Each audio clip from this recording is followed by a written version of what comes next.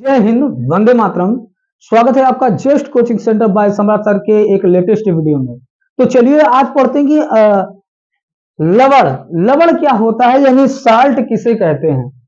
तो अगर इसकी हम परिभाषा की बात करें तो कह सकते हैं कि वे पदार्थ जो जलीय विलयन में हाइड्रोजन धन आयन और हाइड्रोक्सिल ऋण आयन के अतिरिक्त कोई दूसरा आयन देता है तो उसे हम लवण कहते हैं। फॉर एग्जाम्पल के लिए जैसे अम्ल और क्षार को जब हम मिलाए तो हमें लवण प्राप्त हुआ।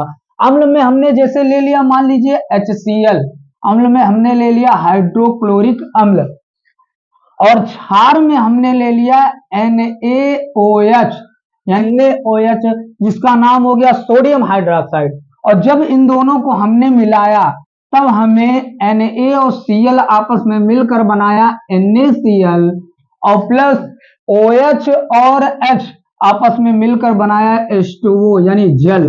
तो यहां हमें जो प्रोडक्ट प्राप्त हुआ उसे हम लवण कहते हैं।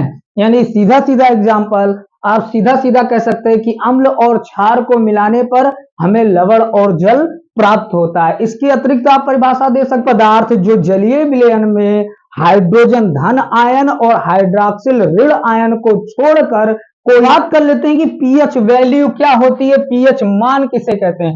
तो पी का मतलब होता है पावर ऑफ हाइड्रोजन, यानी हाइड्रोजन की क्षमता या हाइड्रोजन की शक्ति, इसी को कहते हैं पीएच मान। ये होता कैसे है और इसकी खोज किसने की? तो देखिए, इसकी खोज जिसने की उनका पूरा नाम था सोरेन पीटर लॉरिटेज सोरेनसन। इनका पूरा नाम, जिन्होंने पीएच मान की खोज की, उनका पूरा नाम था सोरेन पीटर लॉरिटेज सोरेनसन, यानी इन्हें शॉर्टकट में SPL सोरेनसन कहा जाता है। शॉर्टकट में हम इन्हें SPL सोरेनसन भी कहते हैं, जिन्होंने पीएच मान या पीएच स्केल की खोज की। अब ये होता क्या है, चलिए समझ लेते हैं। देखिए, किसी विलयन में उपस्थित हाइड्रोजन आयन सांद्रता के ऋणात्मक लघुगुणक को उस विलयन का पीएच मान कहते हैं। यानी पीएच मान का मतलब सीधा सीधा समझिए, किसी विलयन में हाइड्रोजन की क्षमता जो उपस्थित होगी उसे ही हम पीएच मान कहेंगे। अब देखिए, यहां पर बताया गया पीएच बराबर माइनस लॉग, लॉग यानी लघुगुणक की बात कर रहा है, H प्लस बेस 10। उसके बाद ये जो है ऋणात्मक है, इसको हम धनात्मक में करने के लिए हम हाइड्रोजन को 1/H प्लस में लिखते हैं, जिससे ये हमें पता हो जाता है कि किसी विलयन में हाइड्रोजन की जो सांद्रता है, जो क्षमता है, वो उस विलयन का पीएच मान होगा।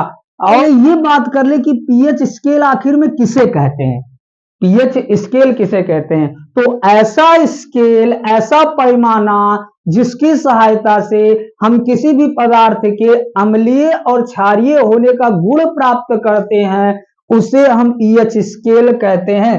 यानी इस स्केल की सहायता से हमें पता चल जाता है कि कोई पदार्थ कितना अम्लीय है और कितना क्षारीय है, ये बात हमें पता चल जाता है।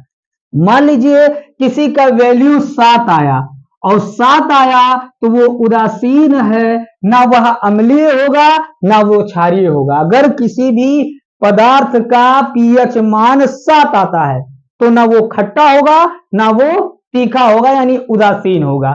अब बात करते हैं, अगर 7 से कम आए, 7 से क्या आए, कम आए, तो याद रखिए अगर कोई चीज 7 से कम आती है तो वो अम्लीय होगी।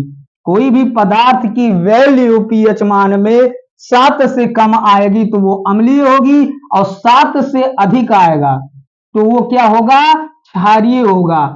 क्या होगा, क्षारीय होगा। जैसे मान लीजिए आ गया 7.4, रक्त का है, खून का है, मान लीजिए वैल्यू, तो ये अम्लीय है कि क्षारीय है? तो आप बता सकते हैं कि रक्त का पीएच मान 7.4 है तो ये अम्लीय होगा कि क्षारीय होगा? तो आप देखकर बता सकते हैं कि 7 से अधिक है तो ये क्षारीय होगा। क्या होगा, क्षारीय होगा।